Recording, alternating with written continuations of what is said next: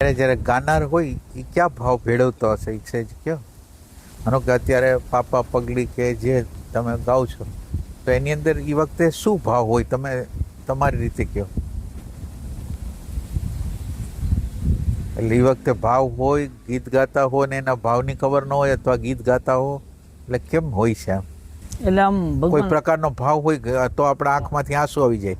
પ્રયત્ન કરીએ આપણે. હા હા, અચ્છા. એવો કરીએ કે આ જે શબ્દો છે એનો ભાવ આપણે પ્રગટ કરી શકીએ, પ્રગટ કરી શકીએ.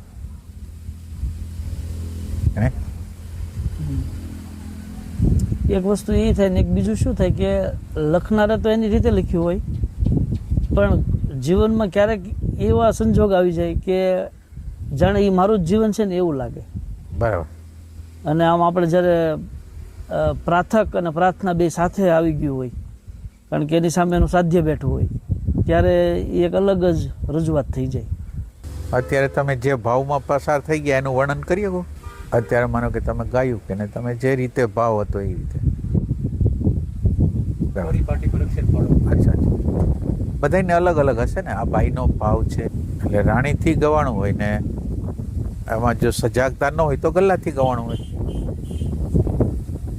ભાવ હોય તો રાણી છે એટલે એ રાણીમાં કહેવાય. ભાવ પ્રગટ થઈ ગયો એમ. એટલે યાંત્રિકતા ન રહી ભાવનું. અત્યારે આમ અપરોક્ષ થઈ ગયો, પ્રત્યક્ષ થઈ ગયો ભાવ હોય એનું સ્થાયિત્વ ન હોય. માનો કે અત્યારે આ ક્ષણે મને ભાવ આવી ગયો છે અને એના પછીની પલમાં પછી ધીરે ધીરે બીજા ભાવો પ્રગટ થતા હોય.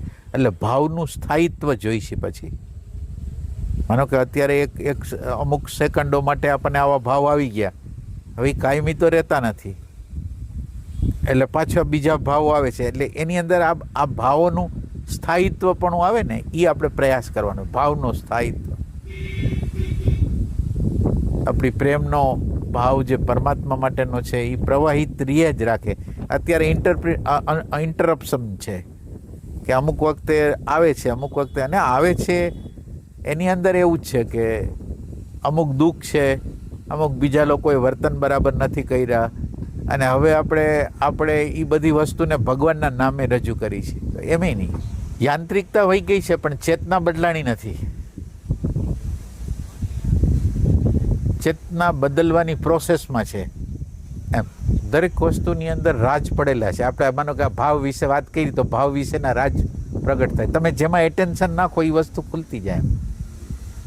એટલે અત્યારે જે દેખાય છે એવું નથી.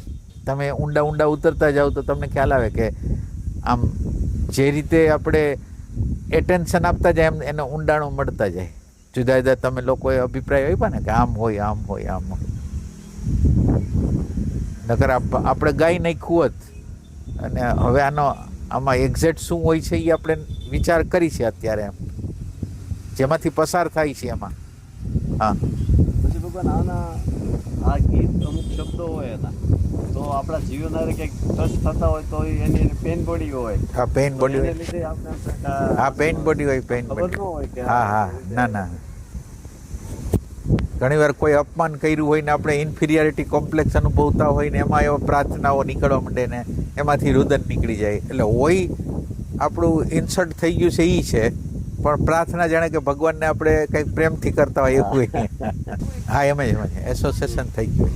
પછી ઘણી વાર ભગવાન અમારે એક જીવનનો કિસ્સો છે નાનપણનો. હા કે હું ભાવનગર કોલેજમાં ભણતો ભગવાન, અને એટલે ભાવનગરથી ઘરે બસમાં વચ્ચે અપડાઉન કરતો એકાદ વર્ષ, બાકી તો ત્યાં જ રહ્યો હતો. તો અહીંયા બસ સ્ટેન્ડે સાયકલ લઈને પછી રાજસ્થાની ઘરે આવતો. એટલે ભગવાન એકવાર બહુ મોડું થઈ ગયું, એટલે મને એમ છે 12 વાગી ગયા હશે. એટલે પછી હવે રસ્તો બહુ અંધારું હતું ભગવાન કે લાઈટ એવું નહીં. હા છે. એટલે મેં કીધું આ બોલું પછી વાતું ભૂતની ને એવી બધી થતી ભગવાન. એટલે ભૂતને ભૂલવાડો હતો ભગવાન, મેં ગાવાનું ચાલુ કર્યું. એટલે ઘણી વાર આપણે એ પરિસ્થિતિને ભૂલવાડવા માટે, ડાયવર્ટ કરવા માટે તે ગીત છે એ ગાતા હોય છે.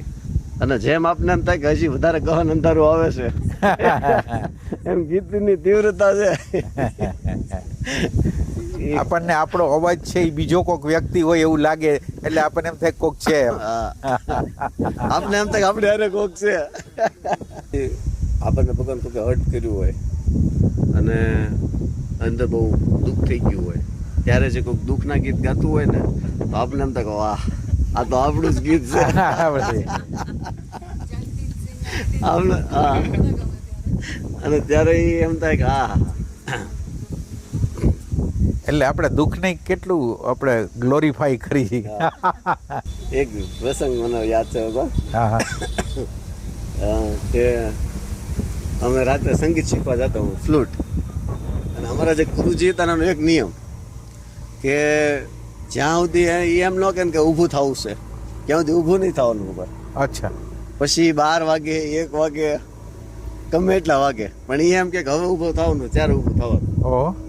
એટલે મને તો એમ થયું કે સારું રોજ તો કેમ કરવું, કેમ કે રોજ 12 વાગે 1 વાગે ભગવાન, અને સવારે સ્કૂલ હોય.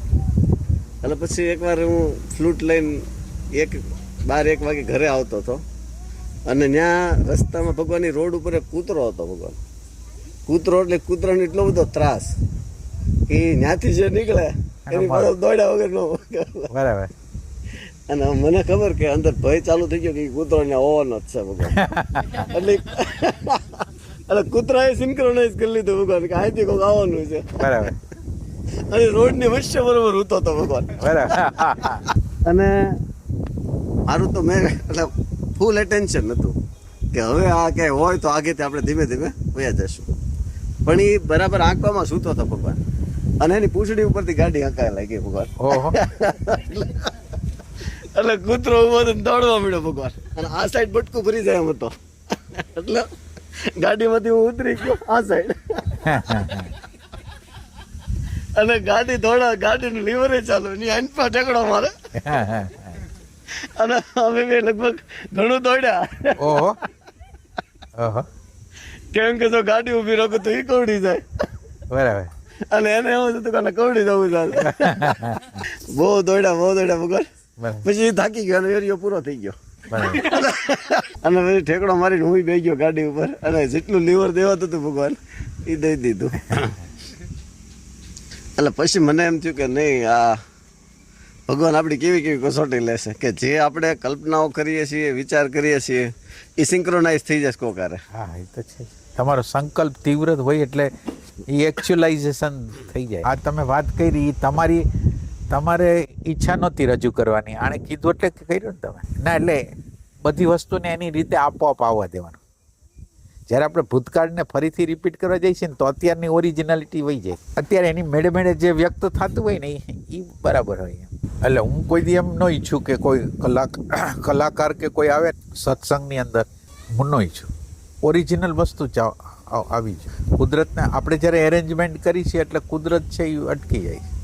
અને આપણા માટે કુદરત મહત્વની હોય તો આપણે એવું એરેન્જમેન્ટ કે જેમાં એન્ટરટેનમેન્ટનો ભાગ હોય. આપણે એન્ટરટેનમેન્ટ કરવા માટે તો ભેગા થતા નથી.